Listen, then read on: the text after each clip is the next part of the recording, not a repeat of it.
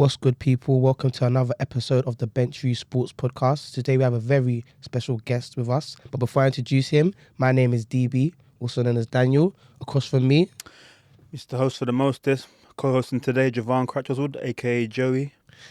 And the guest of honor, we have Troy Townsend, MBE. Hey. Let's not forget it. Don't forget the MBE. MBE. Thank you. I was going to pull you up, but you got there in the end. You know To make sure we don't just give them things away, you know. I don't give them away, so you have to make sure. Blessed. How are you today, Thank Troy? you. I'm very good. Sun's out, weather's nice, and I'm in a room with you guys. So it's taken a long time to get here, but yeah. Looking very classy, distinguished today. Just serious. I'll take that. Serious. It's an absolute honour to have you with us as well. It's really, really an honour. And, you know, for what you've done in the game and the trailblazing you've done in the last 25 years or so, it's just a real privilege to have you here. Appreciate it. Thank you. It's been a long slog, but yeah, benefits are there, that's for sure. Yeah, well, today we're hoping to find out a bit about your journey, who you are, what shaped you, and what exactly got you to the position you are today. So do you want to tell us a bit about your upbringing, your early life? Oh, you've got a tough start there because I don't remember much of it. Look, I'm born in Hackney. Anyone born in Hackney will know Mother's Hospital. It's the famous hospital where everyone was born. Unfortunately, it's not there no more. But born in Hackney, spent 3 or 4 years of my early life in Hackney. Then we moved to Walthamstow, so this is East London. Mm-hmm. We moved to Walthamstow, spent a good majority of my time in Walthamstow, left home really, really early. I would not advocate this to anyone, but I was in and out of home from about 14, staying with my girlfriend, just doing rogue things, really. My childhood, I've got an older brother, 5 years older. I don't really remember a lot. Childhood wasn't great. My mum suffers from mental health, and that came very early doors in our life. Dad moved out of home very early, so I don't remember that connection of father and son too well. So it was a I wouldn't say it was a difficult time because I was a free spirit. I was able to be a free spirit because I didn't really have that parental pressure, you know. And football was my love. So from a very early age, I don't know how it crept in. My dad wasn't really sporty.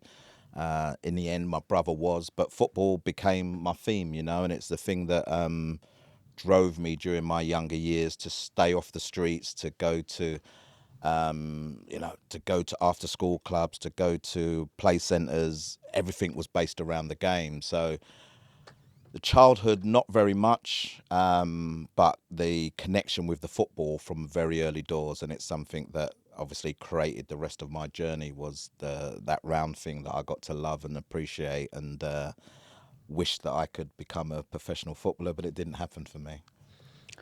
What grassroots club did you start off with then, if you can remember? Well, let me tell you this story. So a lot of my school side had joined a team called Anaconda, which was just a one-off team, you know, and just a manager, Mac, who was very, very good for me, to be honest. But I was going Sunday school. So when we moved to Walthamstow, at the end of our road was a church, and you had to dress up to your nines, you had to turn up to Sunday school, you had to sing the songs, and you go home. And I remember one day that my friend said, "Oh, my manager wants to talk to you." I said, "Talk to me about what?" He said, we've all joined, I think 3 or 4 of them, we've all joined Anaconda, and he's been to see us play, so the school team play, and he'd like you to come and join. I couldn't get there quick enough. But the problem is that I didn't tell Mum, you know, and there was one morning that I was going for my first game, and I'm getting changed, and Mum's calling, and my brother's dressed up in his nines, and I've got a tracksuit on. Mm-hmm. And my brother said, "What are you doing?" I said, "I'm going to football. I've got a team."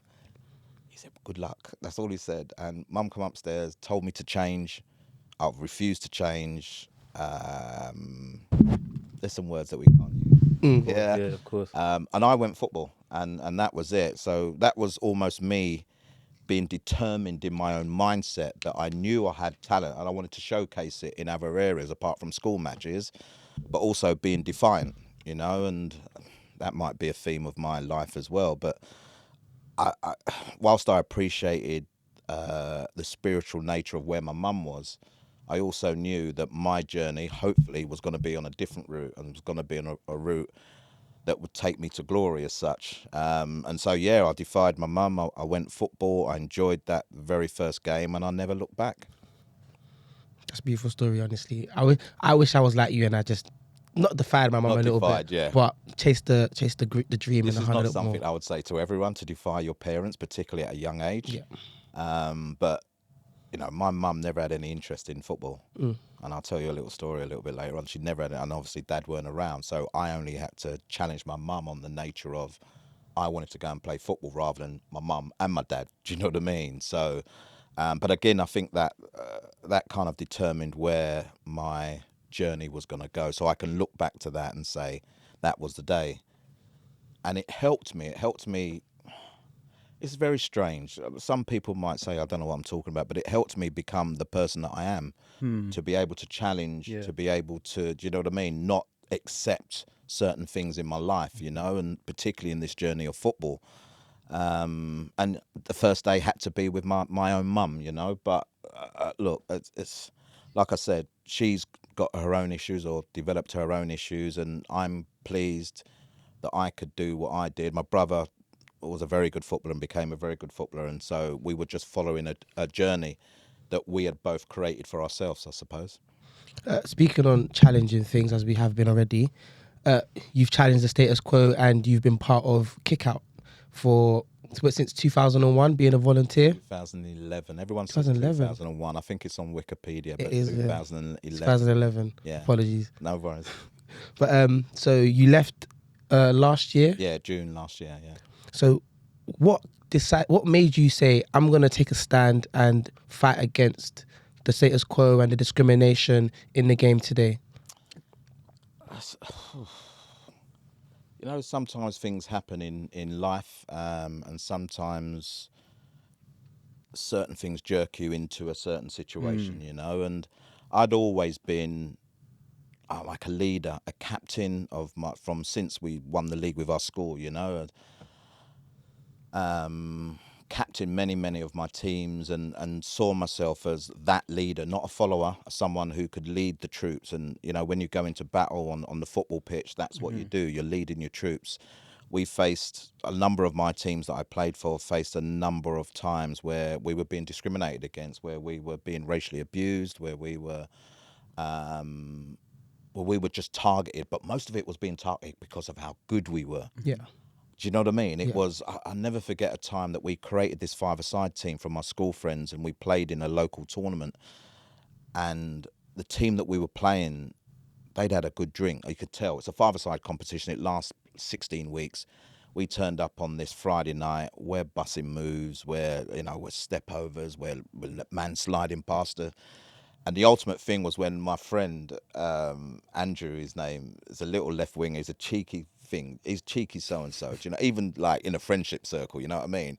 But he got to the edge of the D, turned around and backflicked the ball into the goal. Wow. I'm just like, oh my God. But that infuriated the man them, do you know what I mean? And it ended up, we were only a young team. They were an old side. It ended up in this big punch-up. But you know what? I praised Andrew because I said not many people would have the gall to create a goal in that way, particularly in five-a-side, way back when. Now the creatives are there and whatever, but way back then.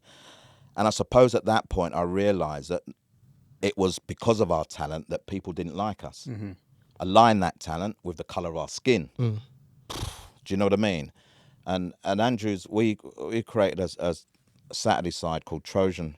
And I'll never forget going to Waltham Abbey, and Andrew's brother, who was just as skillful, Lloyd, twist and turn this fullback. And when I say twist and turn, I want you to imagine the biggest twist and the biggest turn that you can imagine, and with the fullback going backwards and whatever. And we're all, you know what us like, we're all skinning teeth like on the pitch. And then Lloyd hit this shot and it went straight into the stand. So the sequence didn't connect, you know. Over his head came this banana peel.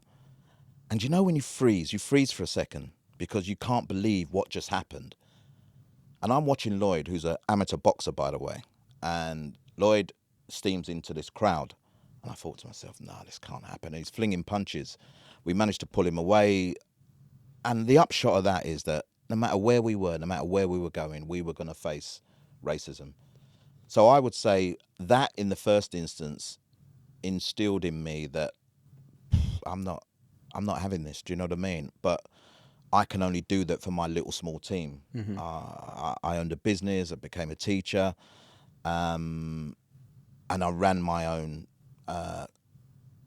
academy myself. People say you shouldn't call it academy, but it was an elite environment for young players who were very good, very like me, had talent and ability. Maybe didn't have the levels of support, and that was a big learning curve in terms of helping young people develop and appreciate what they have, the talent they have in their minds and their 2 feet.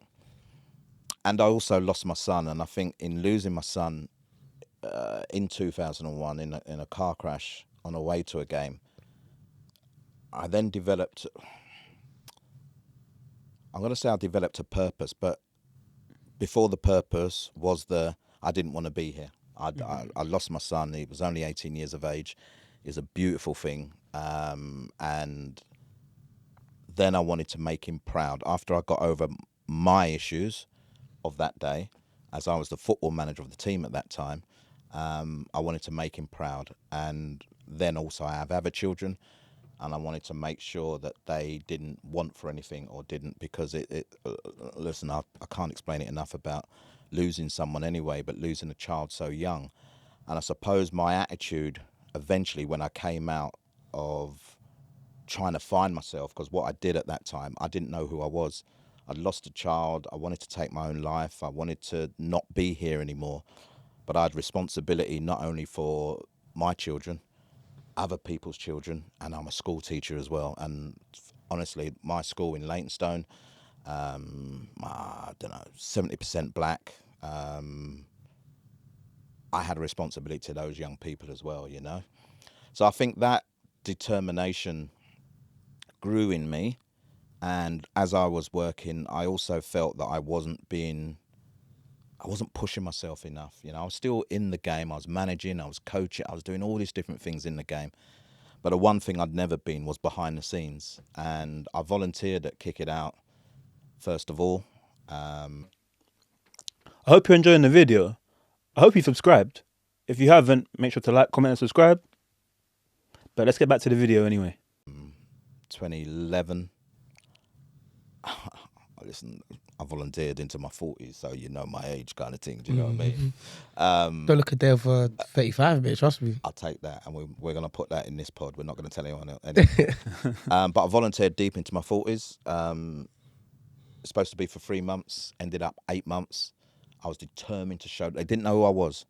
I was just Troy Townsend. They didn't know my footballing background. They didn't know anything really about me, because I just wanted to impress on them who I was and how I can help them develop, you know. And it got to 8 months, and I kind of worked my socks off for minimal pay. And I kind of said to the boss at the time, if there's nothing here for me, then just let me know and I'll move on, you know. And she was like, nah, we want to keep you. We want to keep you. It's just finances, etc. I used to work with an ex-player called Earl Barrett, who used to play for Manchester City, England, Aston Villa. And I'd worked under him. Earl, born from Manchester, and he used to come down twice a week into the office. I think it was about 2 days later, after I kind of gave them the ultimatum, that Earl said to me, I got a job. Because he always wanted to get back into coaching. And I said, what? He said, yeah, I'm going coaching Stoke City full time. I nearly pushed him out the door. Like, just because I knew then that was my opportunity to step into his position to then create my legacy at the organisation, you know. And Earl's a blessed human being, but I couldn't wait for him to leave. Yeah. And my hope was that they would have seen the work that I was doing with Earl, behind Earl. And one Saturday morning, I think it was that Saturday afterwards, when I'm coaching my boys, I took a phone call, and it literally was Paul Elliott, who was one of the trustees, another ex-player, who said to me, Troy, we'd like you to take the role if you'd accept it, and this, that, and the other. When I put down the phone to him, the boys must have thought I was going mad, because I was jumping up and down for joy, because it proved, even in my latter years, that I could have an influence and make a difference. And I knew once I got into a full-time role, the impact I could create and the legacy I could create for others. I wanted to ask as well, in regards to you obviously eventually joining Kick It Out and stuff like that, wanting to spearhead change in the game, do you think, like you alluded to already when you was playing on your five-a-side games and stuff, your experiences playing for Crystal Palace and Millwall's youth team. Obviously, Millwall predominantly notorious for being, you know, on that side of the line back in the day. Do you think that also kind of helped, like, push you in that direction as well? Do you know, when I was growing up, there's a number of things to help answer that question. One, I'll never forget being racially abused as an 11-year-old and not knowing what had happened. I knew what had happened, obviously, but not knowing the impact. And no one, at our time in school, no one discussed racism. You know what I mean? No one discussed difference. No one discussed upbringing of black children, Asian children. And my friends was all that circle, you know, because we loved football. And I was racially abused at 11 years of age. It was about, I think it was 11, 10. No, it would be 10 because I was still at primary school. It was the first time I'd ever bought my mum a birthday card with my own money. Oh. And, like, I was so proud. Bounced on the way there, got the card, coming home, and I was crossing a road, and a car, I must admit, I was oblivious, you know, I didn't look left, didn't use the green cross coating, do you know what I mean? And a car screeched in front of me, and I was a bit shook, but it's cool, he didn't hit me, I didn't hit him. The guy got out the car, grabbed the car, tore it up, threw it on the floor, we're just adjoining the main road, and called me a black C. Now, this guy looked like the tallest guy in the world, and I froze. I didn't know how to respond. And he drove off. I walked home, went upstairs, didn't wish my mum happy birthday or anything. That was the impact it had on me, and I can remember that story to this very day. So when people say sometimes, you know, I don't remember it, whatever, but then they begin to tell me the story from 30 years ago, these things stay within you. They don't leave you, you know. Remember, I'm a young footballer again. Identity wasn't a big thing for me back then. The identity was I love wearing the number 10. I was a very, not aggressive, but very skillful centre forward with pace. Yes, pace. Some people who hear this will go, Troy, you pace. But yeah, I had pace. And I just loved being on the football pitch. So the Millwall Crystal Palace thing, there was no identity apart from I was representing a professional football club at a young age.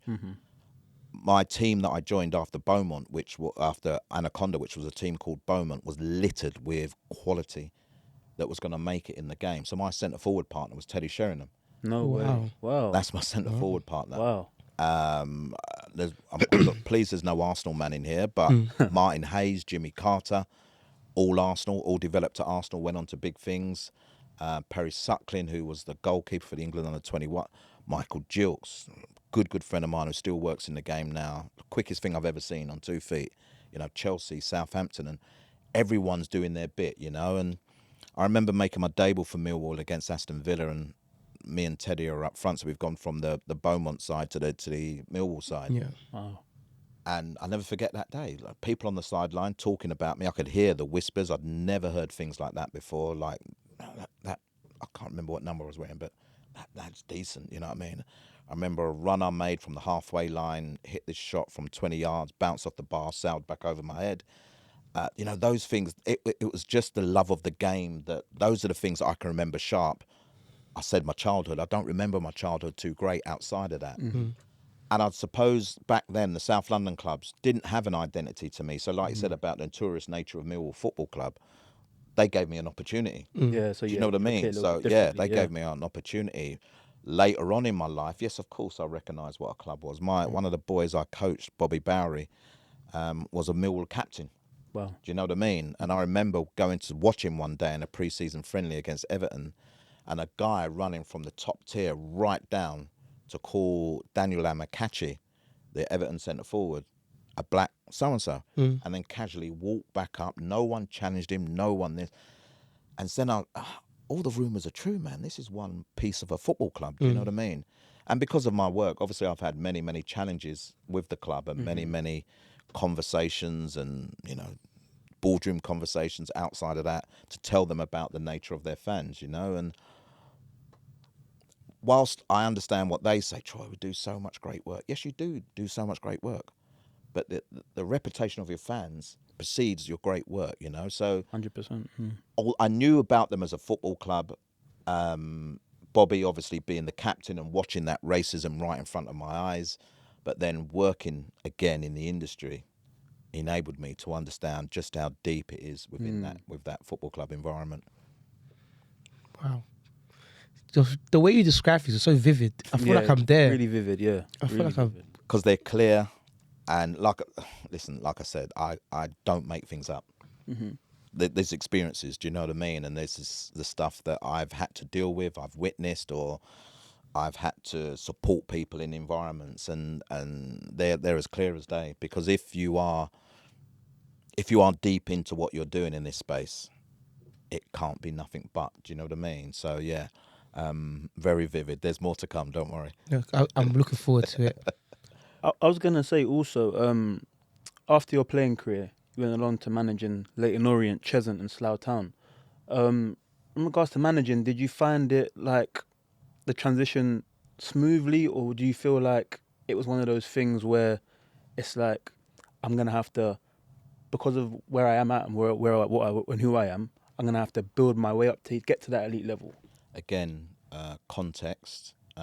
Well, first of all, it wasn't Leyton Orient, it was Leyton FC, who was the local non-league club around the corner from Leyton Orient. But context was I fell out of love with the game at 16 after my second release, just before my 16th birthday. So I was released by Millwall after a year, went 6 months to Crystal Palace, loved my time there, loved the coach, probably the best coach I'd ever worked under, John Cartwright. He taught me, I thought I loved the ball. He taught me how to love the ball with the mechanisms of your feet.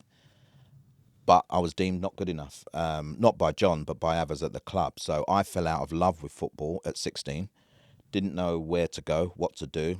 I had no support systems, remember that. So I wasn't aware that there was another 90 clubs I could potentially go and at least have a trial at, do you know what I mean, to spur a non-league. So I fell out the game, started doing some silly things with some silly people in the wrong places and all that kind of stuff, do you know what I mean, for a very long time. But I took a coaching badge at 19, so I didn't complete any of my exams. I don't hold a qualification from school. I didn't complete anything because I felt my life was ruined by the very nature of people telling me I'm not good enough. And you've got to remember, most of my life, all they're doing is praising me. You're this, you're that, you're brilliant, you're amazing, you'll be this, you'll be that. And I'm not, you know, I didn't get there, and I don't blame anyone. I don't think there was attitudes towards me. People make a decision, and it's that, you know. So I went and played grassroots football because I just wanted to enjoy the game. So I developed my love for the game again. And like I said, I'd always been a captain of my teams. So being a captain enabled me to show certain leadership qualities. Then I joined my brother's team, which was a Saturday side Trojan, but I captained the B's team, so I wasn't in the first team. And they were looking for a manager. So at 23, 24, there I am, player manager.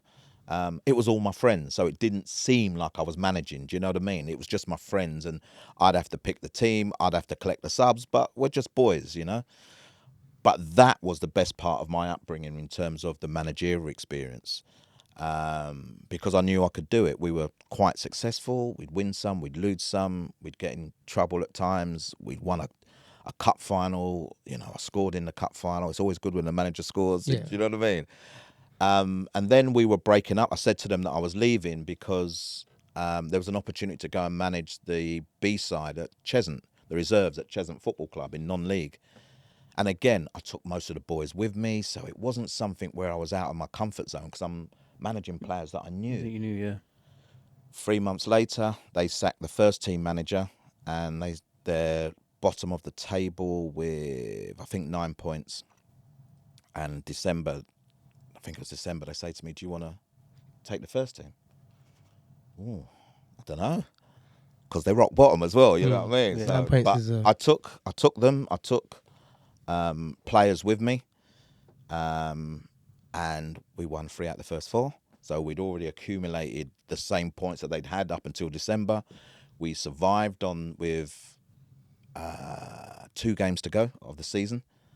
You know, that's a big call to survive, and then the club still went down because of financial irregularities. Yeah, so we'd done all that hard work, and then the next season, my son joined, and it was on going to a game. Unfortunately, that he lost his life, and that's when it became hard because I didn't know. Remember, I said I didn't know where I wanted to be, what I wanted to do. I felt that football dealt me a really bad hand, and I wasn't focused on being a footballer or the manager or whatever else at that point. And my business partner, Steve Brown, who was the manager of Slough, he was the one. I'm so grateful to that man. Unfortunately, he's not here either with us no more, but he was the one that enabled me to feel good about myself again, to feel what I developed and then lost. And he enabled me to come and take the reserve side at Slough Town Football Club, which was a massive non-league club. And he said, just do it in your own way, take your time, And I then developed the confidence again to go and manage.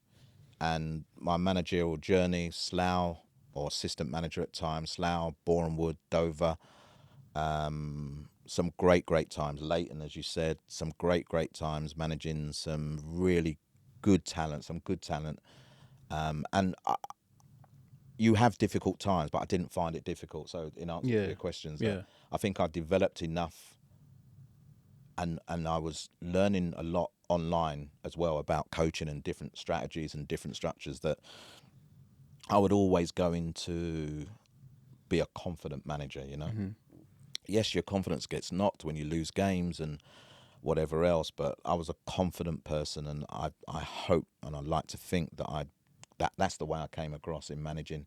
It's not for everyone. It's not easy. You don't necessarily can be a player and be a manager, but if you have a great rapport with the people that you're managing, that old saying they used to do to Jose Mourinho, they'd walk through walls for you. I think that's what a lot of... Don't forget to like, comment and subscribe. Let us know what you think. And let's get back to the video. The players did for me in my time. Going forward then into the kick it out period, so around 2011 mark, when you joined, there was a famous incident in the Premier League with obviously Patrice, Evra and Luis Suarez. It's about the same time period. What were your thoughts on that? And I'm sure you that must have also helped spearhead like your kind of campaign in regards to change in football. So that period was the period that I was still volunteering. 3 weeks before that was Anton Ferdinand and John Terry. Terry. Oh, yeah. Wow. So I'm a volunteer. I'm not a spokesperson for the organisation. And bam, one Sunday afternoon, this incident happens, Chelsea versus Queen's Park Rangers. We got absolutely battered for that incident. Nothing to do with us. We're a campaigning organisation, but many people felt that we were the people that sanctioned. Many people felt that we should have given John Terry a 3-year ban. It's none of our business, But we were, I was going to say, considering I was only just in the organisation, a terrible period of time. Terrible. I didn't switch on Sky Sports. I know we were getting battered on Sky Sports and all these fans, we were phone calls, and it was a real eye-opener as to what the job was. And then 2 weeks later comes, or 2-3 weeks later comes Evra Suarez, But during the first period of time, there was a very good journalist who's been very good to us, Henry Winter, who wanted to write about our resources, so our funding. And when he got the honest truth from our chair, Lord Herman Ousley, he said, I don't even know how you're an organisation. We had 6 people working for us at the time, covering the professional game, the grassroots game, the non-league game. Do you know what I mean? Right up and down the country. And like Henry just said, this is not on you. This is on the football authorities. They need to fund you more. And it wasn't until that came out that people really understood what we could do, what we can't do, what we were working with. And Garth Crooks, I don't know if you know Garth Crooks. No, Garth Crooks. Well, yeah. I'm a Spurs player, Yeah, Garth Crooks was a trustee of the organisation. I'll never forget one Friday, the Friday at the end of the week of the Terry Ferdinand situation, came out and said, right, I said, Garth, right, put your pens down, stop typing this ever, I want to take you down the pub. And we're walking down the Barbican, because we had an office on top of a Pizza Express, would you have it? We're walking down the Barbican with the legend, that's Garth Crooks, into the pub, just said, get all these boys anything they want. And we were just having a chat, and many people won't think much of that, but it was such a relief. It was just like all the pressure was off, and Garth had said, "You've done a great job," and this, that, and the other.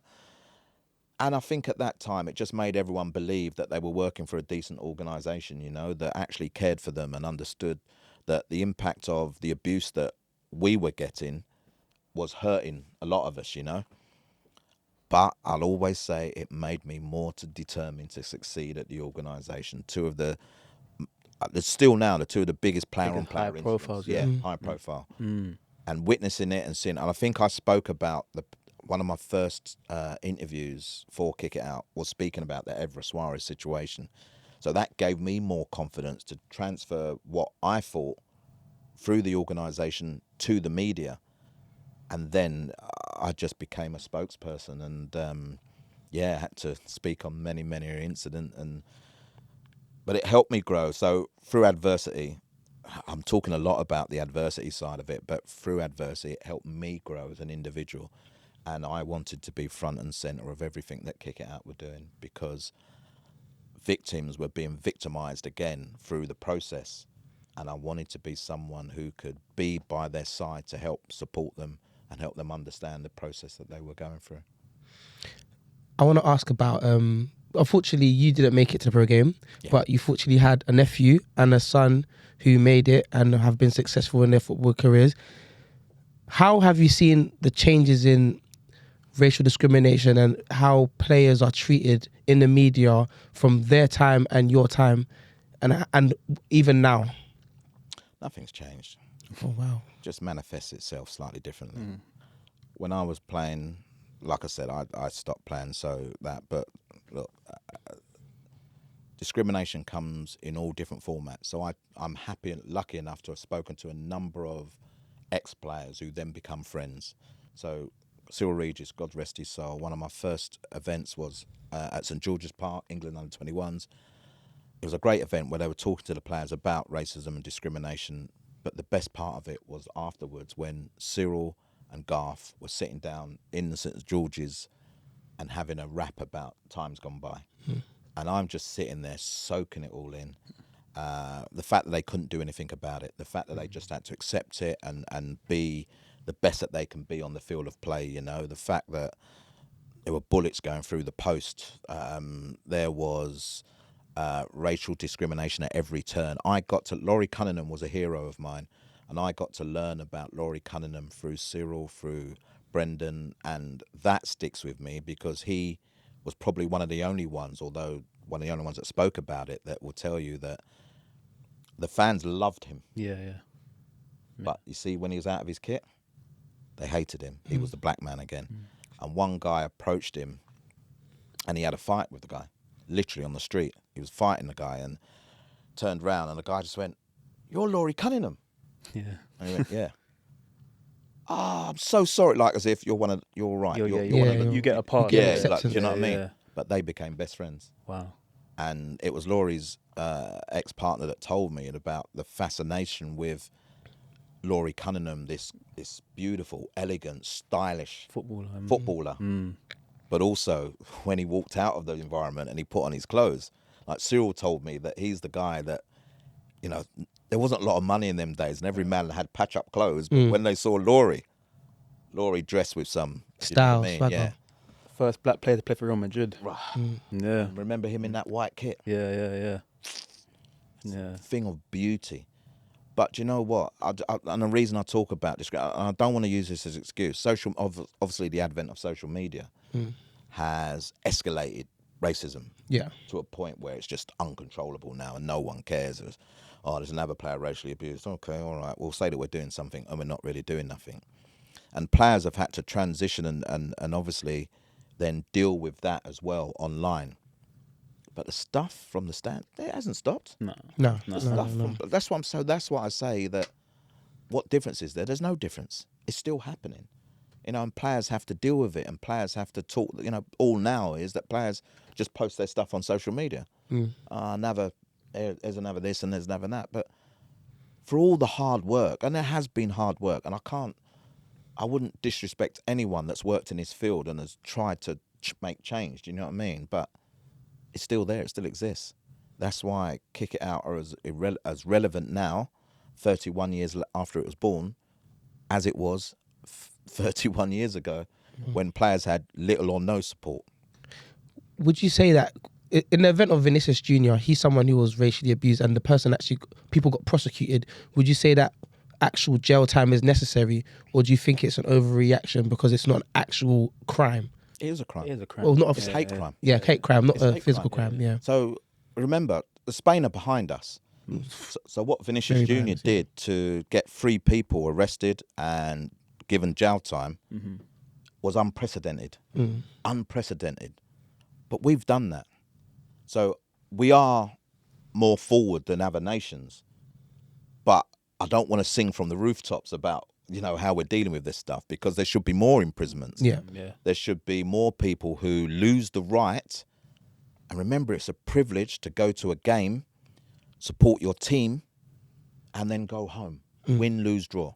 Why someone has to take their negative nature because a black person hasn't done what you wanted them to do, but yet you can't perform like that black person. You can't You do know what I mean? half of the things. You can't do half of the things. And it's even when people criticise. And I think to myself, but that's an elite player. Whether they're playing Premier League, League Two, you haven't, maybe you tried to make it and you haven't made it, but you will criticise them. And the problem is we give people far too much of a platform and some go to the extreme. So, listen, we are better, but we're not pat on the back. We're not like to the extreme that everyone can say, well, do what they do in England. Because we have tremendous amount of issues that continue, that lack the appropriate sanctions to enable people to feel, oh, I'll never do that again. Whether that's to player, whether that's to fan. There's isolated ones, and people say to me, oh, that fan there's isolated ones. Like the Tottenham fan that threw the banana on the pitch against Aubameyang and got a 4-year banning order. But remember, this was 2018, and probably this is the one that I go back to all the time. So the fan threw the banana, lands in front of Aubameyang. Aubameyang stands, looks at him. He gets arrested. If you were to tap Aubameyang racism or Aubameyang banana into your Google search, Won't find it. You won't find racism. The term racism is not used. Wow. Now we know, steeped in history, how much that banana, the impact. Someone picking up a banana and throwing it at a black player, they know what they're saying to them. But football and the media and the court of law decided, let's not call it racism. So let's call it a missile being thrown, like there's a coin, and I don't condone that stuff. But racism is racism. Yeah. So at 2018, I felt we was going backwards rather than progressing in this battle and challenge against those very acts, Goes back to you saying about the victims having to feel a brand instead of persecuting the people who are perpetrating. Listen, he got a 4-year banning order. Yeah. 4-year banning order. For me, that's not enough, really. No. It's not enough. No. Lifetime ban. Lifetime ban. And I listen, some people are questioning me, but if you've got to do it to players, if a player racially abuses another player, and I know various incidents that has happened. Obviously, I'll only talk about the ones that are in the public domain. But I'll never forget the Leeds versus Charlton incident, where the Leeds goalkeeper, Casillas, used the N-word. And he used the N-word and got an 8-match ban. That wasn't that long ago, was it? No. He used the N-word, got an 8-match ban, and served that ban 2.5 weeks. And when he came back, his manager, Leeds manager, what's his name again? My brain's gone. The Uruguayan manager now. Bielsa. He gave him the armband. So when he came back. So what does that say to you? You've got our full support. We don't think that you did it. Leeds falsified information in the evidence of that game. And then they gave him the armband for the first. He wasn't the captain, by the way.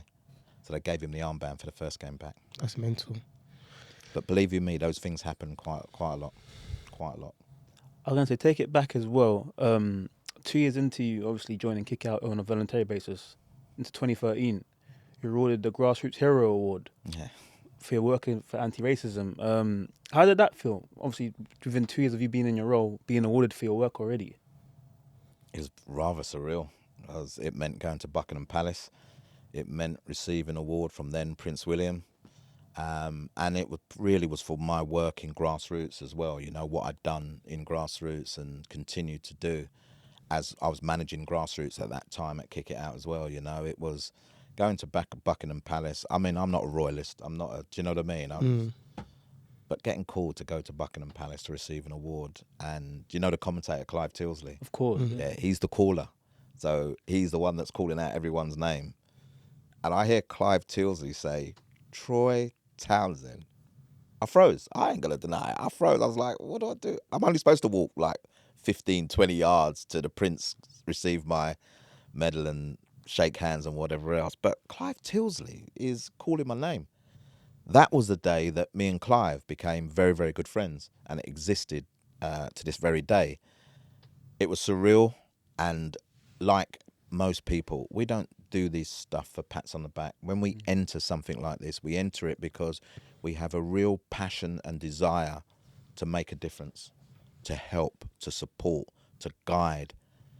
And that's been my mantra for forever and a day, you know. So for someone to recognise that and to, he's deserving of the award is just very, very humbling. And it actually was on the week that, so I got the award on the Monday, and on the Friday, Andros is making his debut for England and scoring at Wembley in a World Cup qualifier. Wow. So no one remembered my team. You know what I mean? They were just on the, Andros. A little bit big. It was just a little bit of a big of a feat. It walked over mine. Yeah. I'd say it walked over mine. But yeah, it was an unbelievable week for us, 10 days for us as a family, and something that I'll treasure forever. So keeping on a positive note, so you received one award and now you got the big MBE next to your name. How does that feel? Like when you write down your, like, you see on forms, you write down your name. Do you just, like people put doctor, do you just put MBE in brackets, or do you? Well, put it this way, I'm also now a doctorate as well. So Wow. Hey, we got to give him another round of applause. Yeah, wow. Drip. Wow. That's a big drip. Wow. The MBE I didn't believe. So you get a phone call. So you get a notification, and then you get a phone call. And when I got the phone call, I'm like, someone's winding me up. It's a prank. I'm kind of realise what voice it is. So this woman, this very nice lady, is talking me through this, and I'm thinking at any moment now someone's going to say to you, gotcha. And I'm going to have to find them on the street. You know what I mean? But she goes, have we got your home address right? I went, yeah. Have you got this?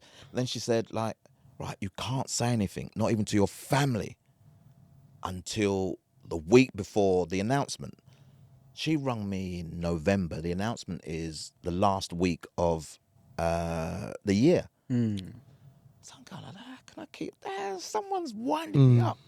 And then 2 weeks, I think a week before Christmas, they send you something else. And when you look at the official stamp and documentation, you know this thing feel is it. real. Yeah, they know this thing is real. Yeah. I've still got that. Yeah. I've still Of got course. I normally open my letters by tearing them right down the middle, but this one you have to take your time and you have to open the flap, and it's just honestly, again, born in Hackney, grew up in Walthamstow, didn't achieve nothing in my school life, didn't achieve nothing in my footballing life. Lost a son, had a turn. Many things that I regret about my upbringing, many things that I felt like I don't deserve anything, wanted to take my own life, and the enormity of all of that, for someone to think that I'm worthy of that recognition, very, very special to me. And sorry, some of this is a bit, my dad passed away 2 months before with cancer, so I couldn't share that moment with Dad. But I feel very blessed because I don't know if there's a higher authority, but someone was blessing my family at that time again, because Andros signed for Leyton a week later after being out for 19 months injured. Wow. And I got an MBE, and then I got a doctorate. And I don't know, these things are happening. I feel very blessed. I feel very honoured. I wish my son was here. I wish my father was here. My business partner, Steve Brown, not here. So I've had a lot of adversity in life where actually I don't know why I'm still standing. Do you know what I mean? I don't know why how I had the spirit to go, Troy, keep on going. But then again, I do, because those guys are up there willing me on, supporting me. And when the negatives come, I turn to them for grace, you know, and when people want to call my name and whatever. But this is a positive. I would never have thought that Troy Townsend of 19 Downsfield Road, E17, would have received an MBE, let alone a doctorate, and I feel very grateful. And it's a very, very nice touch. It's amazing. That's more than that. That's something at the end of your name wherever you go. Wherever I go, yeah. Amazing. And there's times when I must admit, I've been on holiday twice recently. I said to Mrs., just book it all in your name. I don't want people knowing. Too famous. And then I had to send it. So we were at the desk of we were in the Canary Islands, and we were at the desk, and can you send us an email, please, confirming you're this, that. I said, do it. Can you do it? And she said, I've got no signal on my phone. So I've done it, and I've sent it, and it's got Troy Townsend MBE on it. From that moment, everything changed in that hotel. Everything changed in that hotel. Next night, we had a bottle of champagne waiting for us in the hotel room. Do you know what I mean? I was like, what's this? She goes, it's because they saw your email. I said, it's got nothing to do with it's because another night, they messed about with us a little bit. The people came in, you know, the holiday experience. They came and said, are you all right, Mr. Townsend? We understand that you had an issue today. And it was no biggie, but they made it a biggie. Do you know what I mean? And then the next person, we went outside and said, I understand my colleague has all this, but... And I said to the missus, the power of them letters, right? Ring through. Big drip. And do you know what? I think to myself, I'm not like that. But you know what, Troy? Embrace it. Embrace it. So, yeah, I'm embracing it. All that hard work, trust me, you have to... You have to. Show the fruits of it, Yeah, for sure. True. Very true. Very true.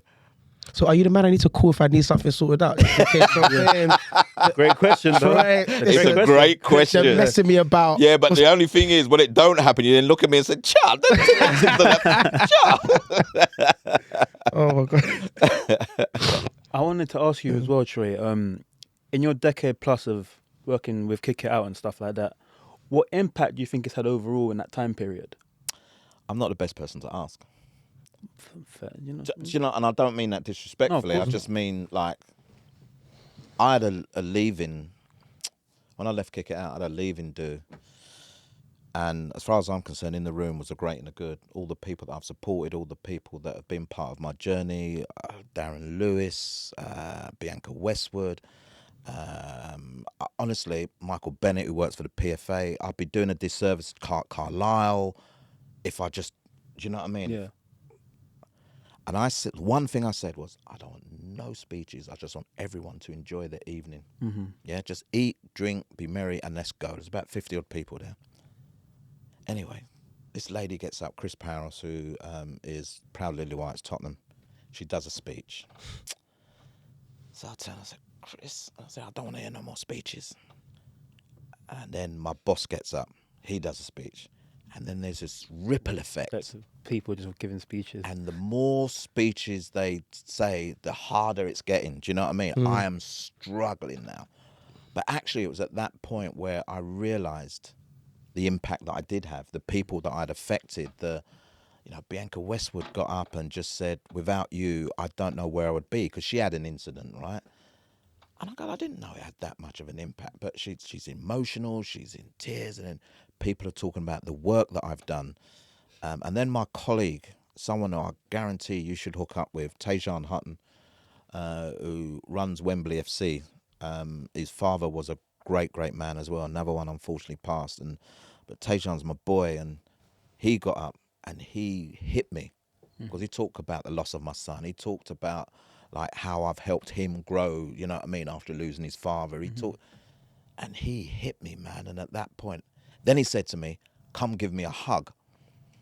So I got up because I'd sat down all that time, and I hugged him, and he went, now the floor is yours. So he got me. Set you up. Do you know what I mean? He set me up. Yeah. But it was beautiful, and I just had to be grateful. I can't even remember my words. I don't even know if my words made. But those people that night, the closest people to me, really made me understand the impact that I have or had on the game through their words, not my words, through their words. And I'm internally grateful to those people for what they said and for what they appreciate what I've done in the game, you know. Hey guys, hope you're enjoying the video. Make sure to like, comment and subscribe. It's amazing. I think it is, yeah. I've already done a small amount of interviews, but the way you tell stuff, it's like, yo, where's the screen? I even feel like it's so vivid. Honestly, I've been in order the whole time. Seriously. The whole time. But outside of kick it out, you're now pundit. You're doing articles. I got a question about criticising players and how you feel about.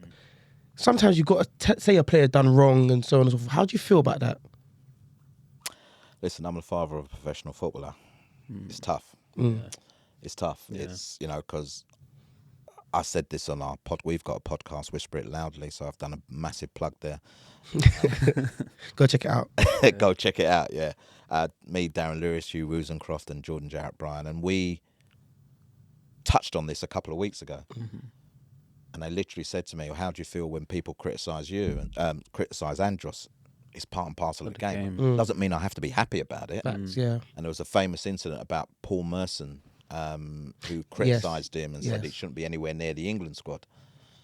And then Andros goes and scores against Italy 3 days later, and it's a banger. Bang over goal, I remember that. Yes, against Buffon as well, one of the world's best. Yeah, I remember that. Andros wrote a little tweet, and I must admit I got involved, you know what I mean? And to be honest with you, I didn't know Paul Merson at the time, but I met him 6 months later and he apologised. But it's his job. Yeah. Do you know what I mean? Yeah, and so I think when criticism goes way beyond, then there's something to say. But we all do it. You know, if we're working in football, if we're running podcasts and we're analysing games, we all do it. But I just think sometimes the people who go to a football match just to abuse, just to abuse. Yeah. So one of the worst ones when Andros was at Crystal Palace was me and my daughter are there, and there's this guy who every time he touches the ball, he's just on one. Yeah. Like, Is a Palace fan? He's a Palace fan. Wow. But there's no connection to his abuse.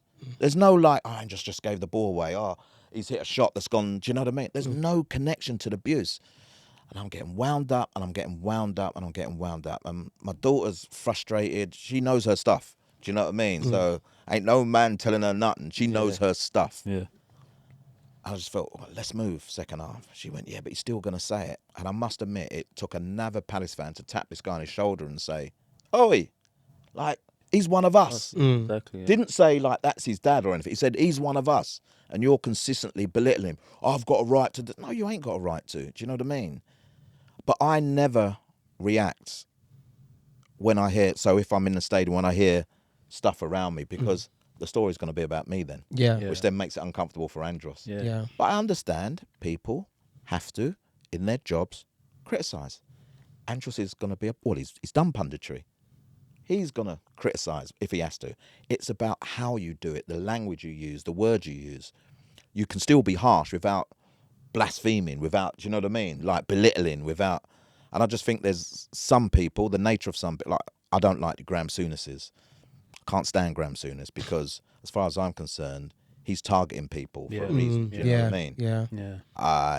I like Roy Keane, but some of his is... Yeah. You know what I mean? So I get it, I understand it, but that doesn't mean I have to like it. And look, there's times when I've done the Football Weekly podcast for The Guardian, I do our own, and when I've probably done it as well. And if anyone wants to call me out for it, call me out for it. But I think I wisely use a choice of language that is not offensive, you know, doesn't offend in questioning the guy's ability, or because someone could turn around to me and say, what did you do in your football career? Yeah. Easily. Yeah. You know. Fair, that's fair. That's fair. I wanted to also ask you as well about BAME's getting involved in management at elite level. It's something that's a big talking point in the topic. I don't use that term, BAME. We tried to... That's one of the things that we isolated because... And I'll tell you the reason why, and it's a positive reason why. Because we all know what BAME means. Yeah. Black, Asian, minority ethnic, or ethnic minority. And it was football's way of using our experiences and just piling them all together. Yeah. So if I want to know about the black coach experience, I want to know about black coaches. Yeah. I don't want to know about Asian. I don't want to know. But if I want to know about the Asian experience, talk to me about the Asian experiences. But because the numbers are so low, what they did then when they started calling it BAME was actually put the little percentage of black coaches, put it little together. percentage, put it together so it makes a bigger picture. Yeah, it's true, it's true. You know? Yeah, I didn't So think of it we like that. fought very, very hard to eliminate it. The media were using it quite a lot. And the disrespect of the media, so I'm talking about the powerful media, was it helps with our word count. Yeah, So I was like, didn't think of it like we're that. just a word count now. Yeah, I didn't think of it like Do you know what I mean? So we'd worked a lot on this, and this was during lockdown and just afterwards, where obviously there's a lot of conversation about our people, lack of representation, all of that kind of stuff. And I just felt that, you're trying to use this for your own benefit. Do you know what I mean? Rather than, no, there are only 6 black managers. Say it. Use a percentage. Yeah. But don't pile it all in together, you know? Yeah, to make it look So like a that was better just number. that was just on that point, yeah. But sorry, the question was, what do I think about? What do you think about them not getting enough opportunities at management level? We've got 2 black managers. Currently, Two black Darren managers. Moore in League 2. Darren Moore, I cannot believe he's plying his trade in League 2. He shouldn't be. I think he's done a fantastic job at West Brom. Fantastic job at West Brom. Fantastic job at Sheffield Wednesday. Wednesday. Yeah, not so great at Huddersfield. He's in League 2, Darren Moore. And obviously we've got Nuno Espirito from Doing very well. Nottingham Forest, yeah. flying. Yeah. But for there to only be 2 out of 92, and half the time I look on the benches and you see the odd member Or of the staff assistant, there, yeah, or first team coach or something, yeah. and we've got all these initiatives. Yeah, exactly. But do you know what these initiatives are doing? After a period of time, they roll so they don't work. They haven't worked. They haven't seen the transition.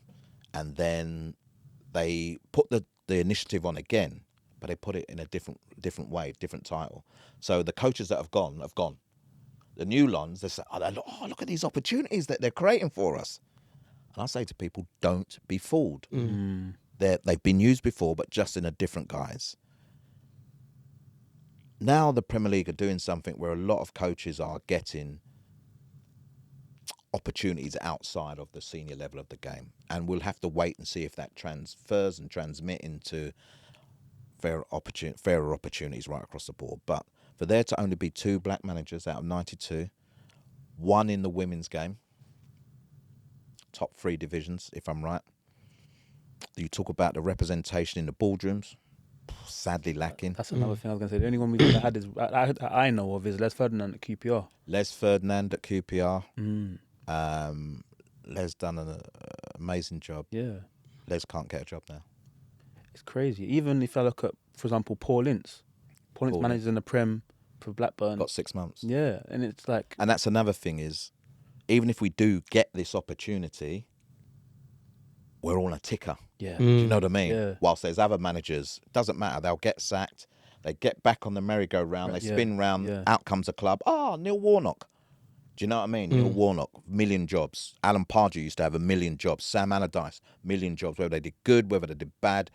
Because of the conversation around them, they'll always get another job. Yeah. Then Sam Allardyce cusses because he can't get back on the gravy train. Well, I'm sorry. You've had not millions good of enough. opportunities. Yeah. Yeah.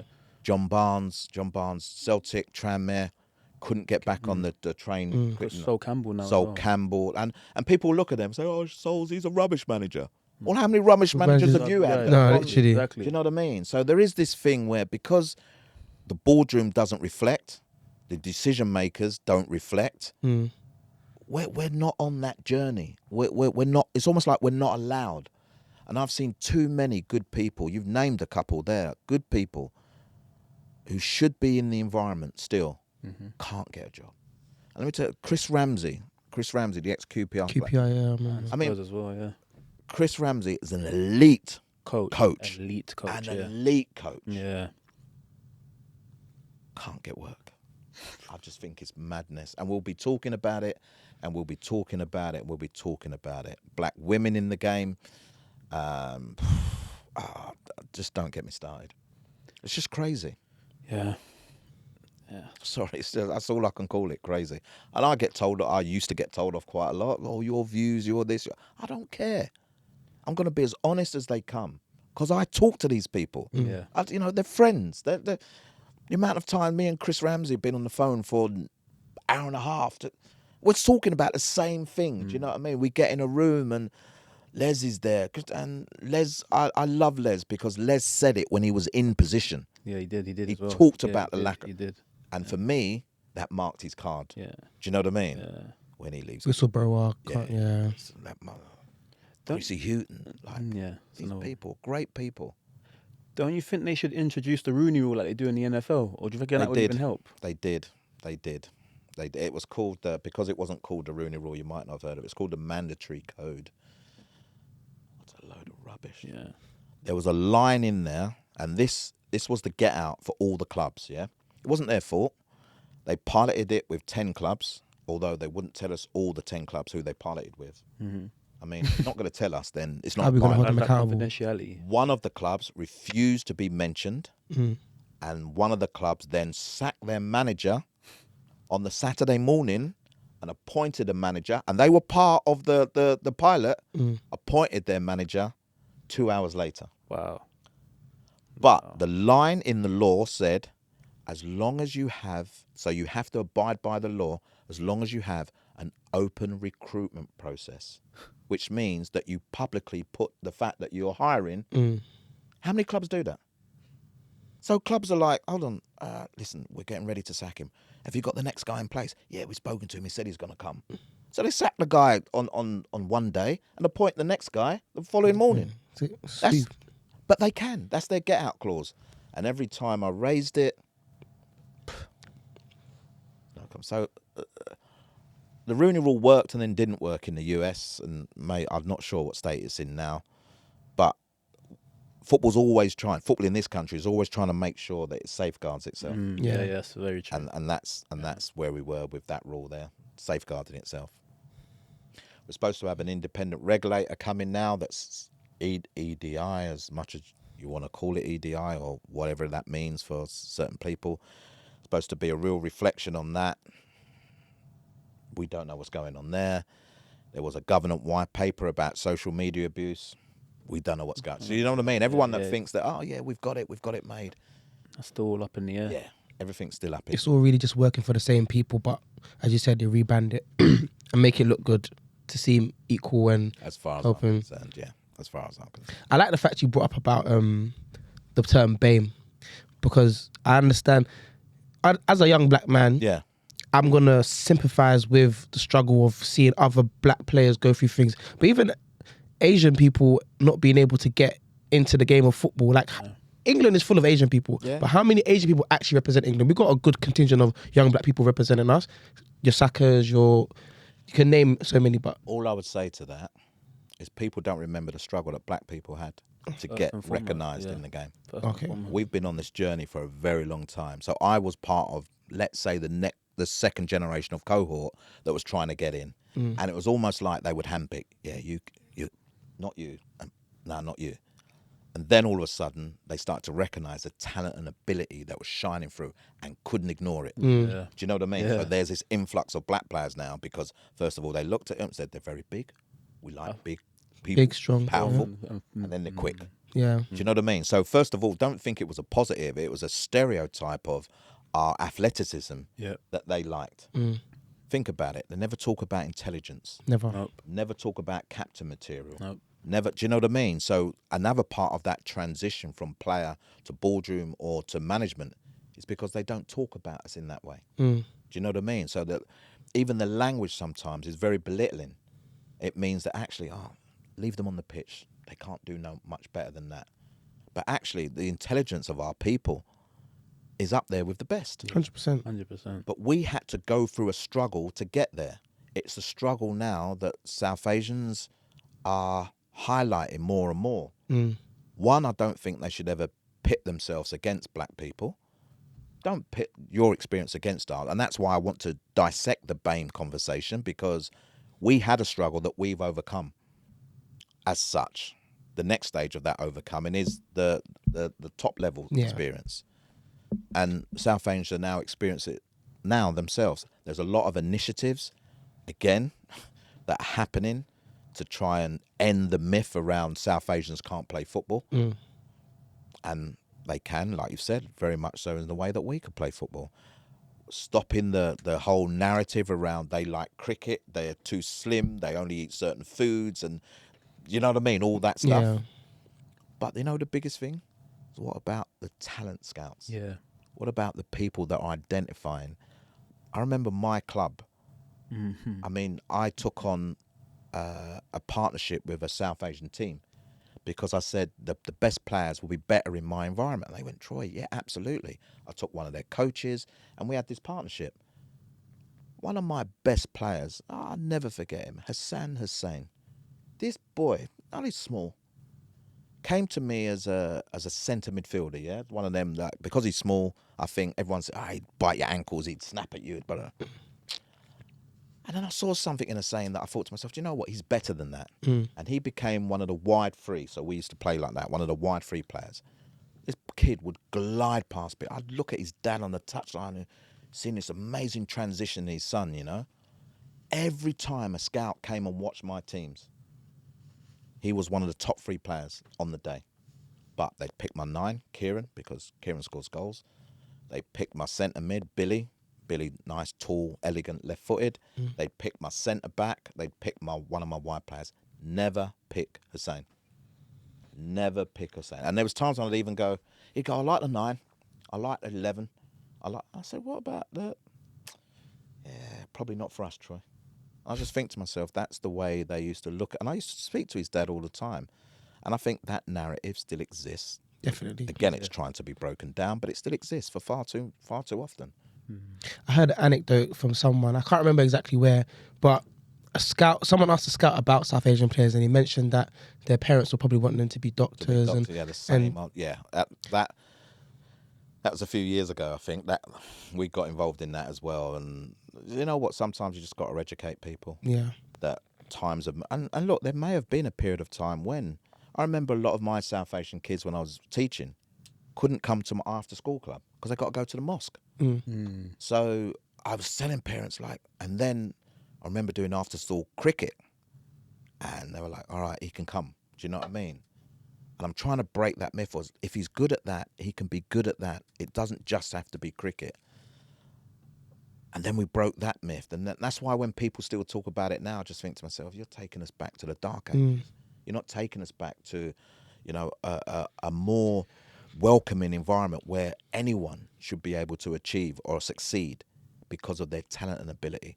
Background, culture, ethnicity, doesn't matter. Allow them to go and express themselves. Hope you're enjoying the video. Please like, comment and subscribe. Let us know what you think. Now let's get back to the video. Putting people in boxes. False meritocracy. Still happen. Yeah. See, I can't say that word. One too many books. But I was going to say, is there anything else you want to tell us upcoming that you got, Troy? I've got nothing upcoming. Well, I say that. That's very rude. You know what? The leaving Kick It Out has enabled me to connect. I didn't know what I was going to do. I was still delivering education into clubs, which I still do now. But, the rest of it, I was going to have a lot of time on my hands. And I've been contacted by a couple of people, some stuff that I can't talk about, one documentary that's getting ready for the World Cup, and then one documentary from a Canadian outfit, and it just enables me to say yes, rather than I haven't got the time to do it because I'm so knee-deep in my work at Kick It Out, etc.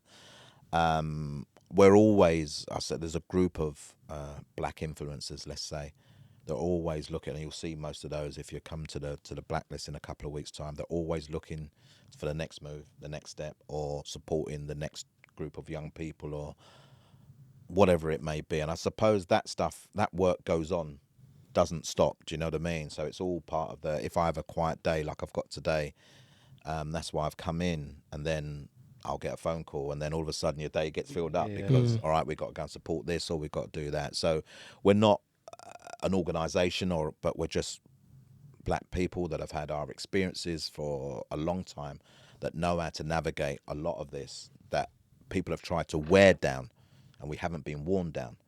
And sometimes our names cause a little bit of, trouble for people who are like, oh, here we go again. Yeah. But, you know what?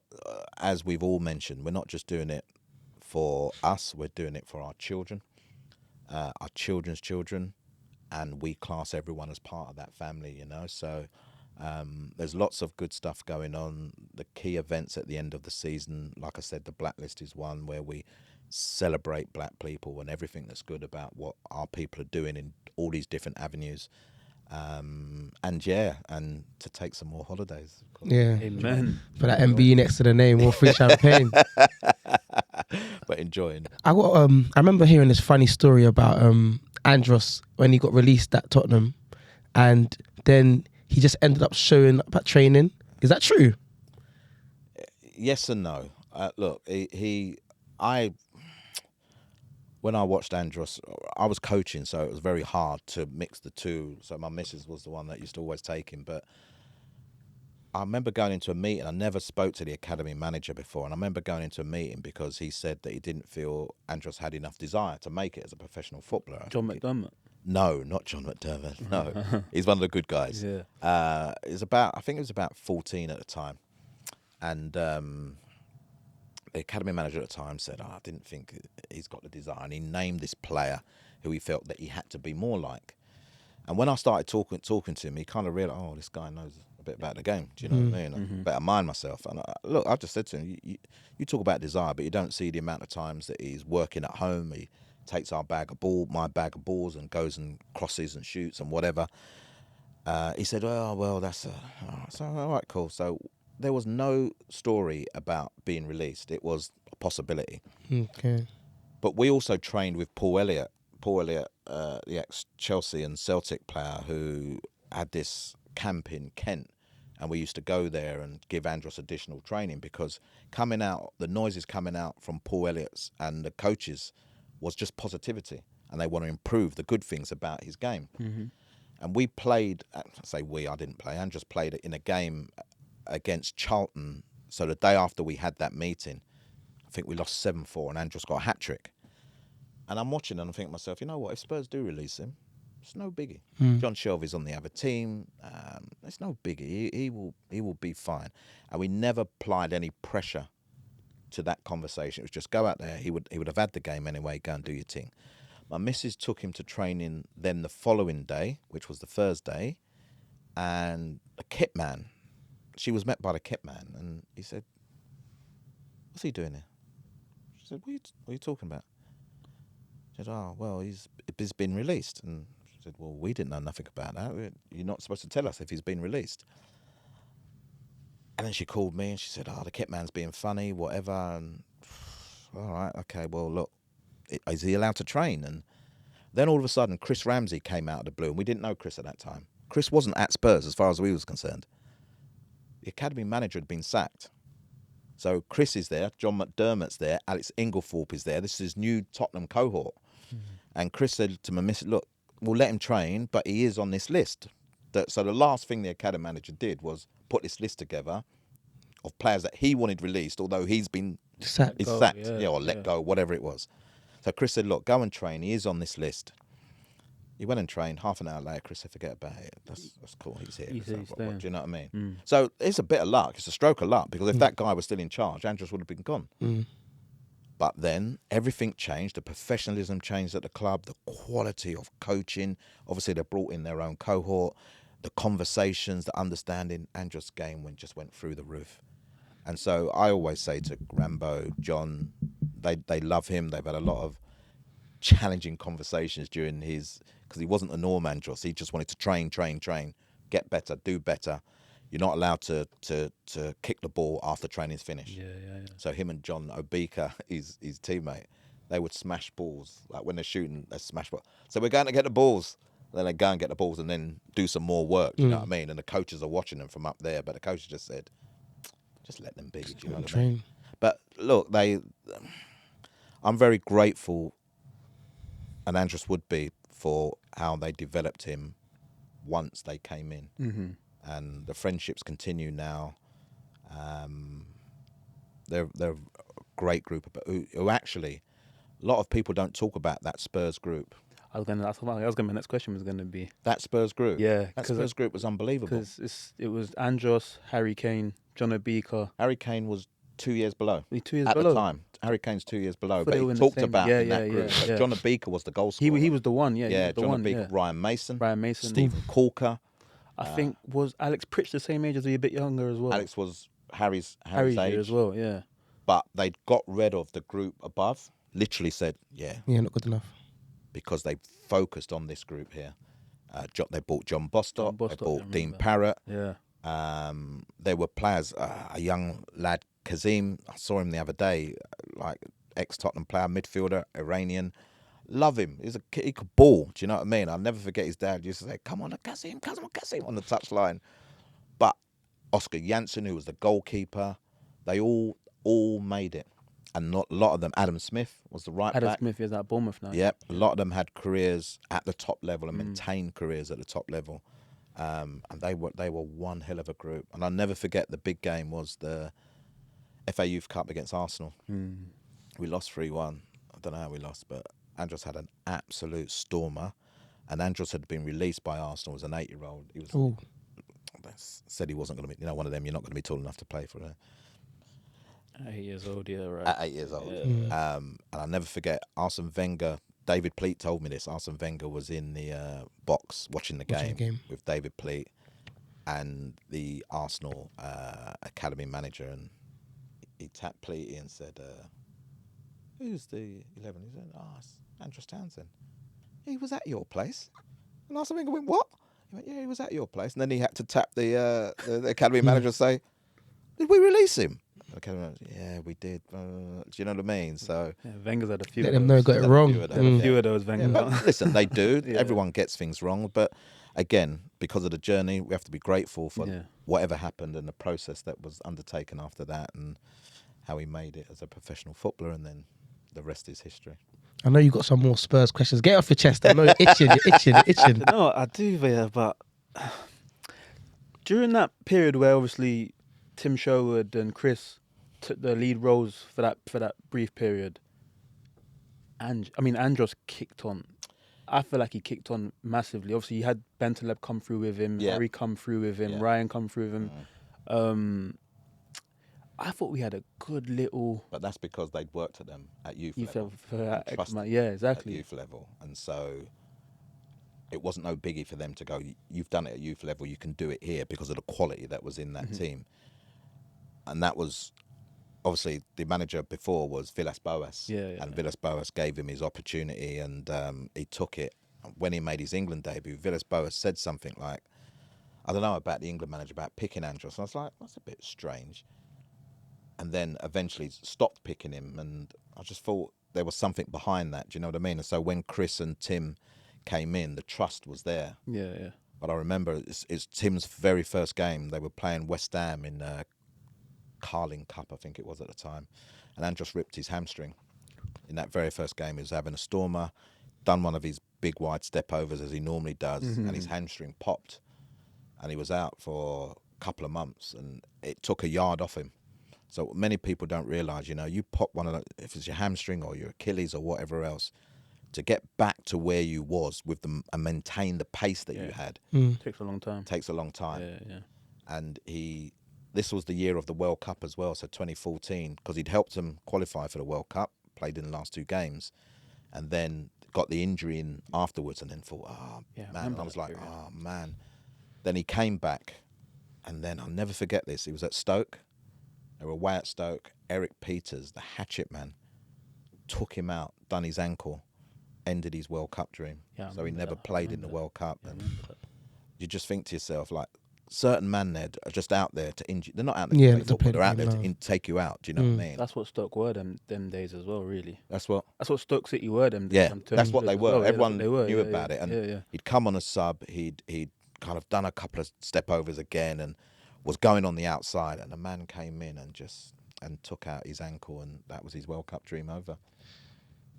No. No more Spurs questions? I do. How long we got? Yeah, it was. How long we got? We've gone over. Tell them we've gone over.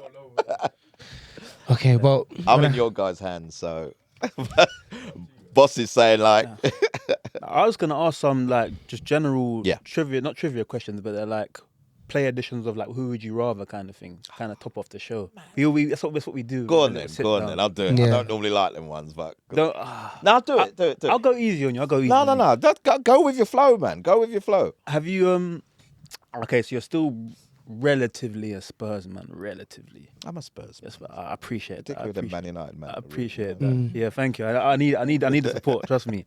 To start with, what's your overall thoughts on Ange, if you don't mind me asking?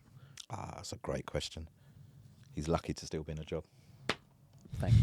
Honestly, people slaughter Mourinho, people slaughter Conte, people slaughter Nuno. Yeah, Nuno wasn't given. Look at Nuno flourishing. Exactly. Yeah. And I understand that the enormity of Tottenham is much bigger than Nottingham Forest. So the way that you're critiqued, your style, whatever it is. But when Ange came in, people were talking about all this glorious football. Yeah. Remember, we'd won the league by October, apparently. Yeah, exactly. In his first season, we'd won the league. Oh, we're top of the table. We won the league. 10 games. Remember the 10 games? Remember? Yeah. What's remember happened the 10 since? games?